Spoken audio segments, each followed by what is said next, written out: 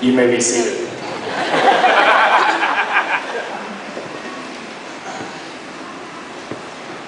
Ladies and gentlemen,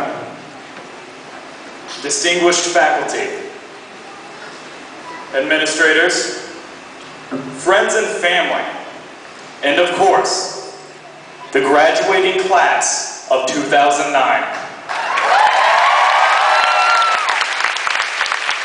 We've come today to recognize something great. We've come to acknowledge something that is intense, something that we cannot even imagine. Today is just a precursor to our potential for tomorrow. This day was something that we've always imagined and dreamed about. And we always imagined it as children. And we could never comprehend anything that is happening to us right now. As I stand before you today, I still am not able to completely grasp the idea of us graduating and moving on to the adult world. But to move ahead, we must first look back to where we've been. When we officially became the senior class, we had no idea what we were in for. We grew as a whole, and as a class, we came together. Look around, all of you seniors. Look to your left, look to your right. 2 or 3 years ago, you may not have been that close with the person that you're sitting next to. But today, you two have come here to share a common achievement. You have just survived the past 12 years of school, and you have made it to graduation. And now, hopefully, you can stop texting long enough to receive your diploma. Our junior year, I couldn't even fathom standing in front of you today. To be elected as your senior class president has been an honor. To stand before you as a symbol for our class and as a leader, you can bet I took advantage as much as possible. Our sophomore year, we thought we had high school figured out, didn't we? We'd already gone through 1 year. Shouldn't be that difficult, right? Wrong. We had to deal with Mrs. Smith. Freshman year, that was the true beginning for us, I would say. We thought we were on the top when we were in 8th grade, and we just got sent straight to the bottom again, just to climb back up the ladder. Many of us worried it would be the stereotypical year of freshman hazing, and that we would be humiliated. It wasn't that bad, besides the bruises and the humiliation. But during our freshman year, we had a transition class to help us adjust to the high school atmosphere. Everybody remembers that as freshman transition class. The next year, they didn't have it anymore. What's that say about our class? 8th grade came. We were at the top of the school and we thought we were the coolest kids on the block. And looking back, we couldn't be any more right. Jumping a few grades as we look back, 4th grade was probably the year we encountered the first true gossip. And any of you seniors that were there, you all know exactly what I'm talking about. The day Chuck McKenna and Reggie Madsen kissed at recess. This was unheard of. And it was probably the most exciting thing to ever happen to any of us. And of course, nobody can forget kindergarten. Nap times, snack times, and half days. There was nothing better than eating something small with a nice milk to put you to sleep.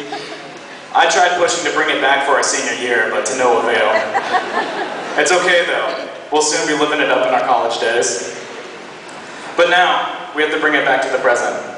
To me, standing before all of you today. Before we walk out those doors, as soon as we walk out those doors, actually, we are free. We've officially survived high school. This next chapter of our lives will truly be great, as long as you pay your taxes. If there's one thing I could change about this for our entire class, it would be having one amazing woman here today. Every senior knows exactly who I'm talking about. Mrs. Pratt. who passed away on May 5th. There was nothing better than spending a class with her where she would just sit there and give you so much trouble about the smallest things. And only you seniors and anybody that's had a class with her knows exactly what I'm talking about, because only we can really understand Miss Pratt's humor. It was interesting. But I think it's safe to say we seniors had a great time in her class, and we love to hear her give all that trouble to us, and that she will always be missed. Today is a traumatic experience for us, though. To be with the same people for the 12 years and then be stripped away from them. We are not just a graduating class anymore. We are a family. We have gone through hardships of losses. We've gone through breakups and love. And we've gone through fights that have split friendships until they've molded back together. But we are still here the next day, no matter how much you love or hate one single person. That sounds a lot like home life. But I hope you seniors do something truly great. I hope we all become successful, and I hope 10 years from now we're all truly happy. But to be truly happy, you must find passion. But you will not find passion in things. You will not find it in stuff or money.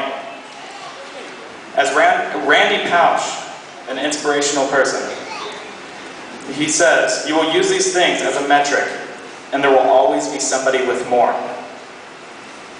Chase your dreams, and shoot for something great. I was told by a great man, if you shoot for the barn, you'll miss and land in the cow patty.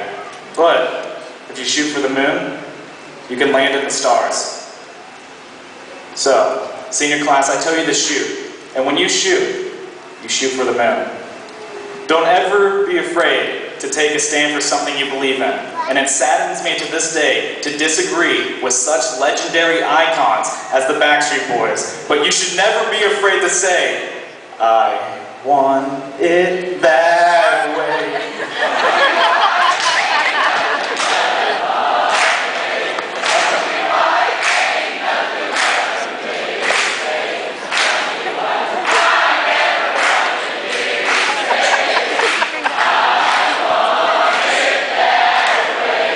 That was completely unintentional.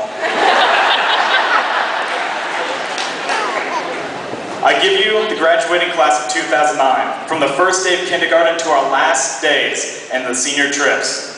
Thank you for everything you've done for me, and thank you for allowing me to personally grow and learn from each and every one of you. I wouldn't pick any other class to graduate with. She, and thank you.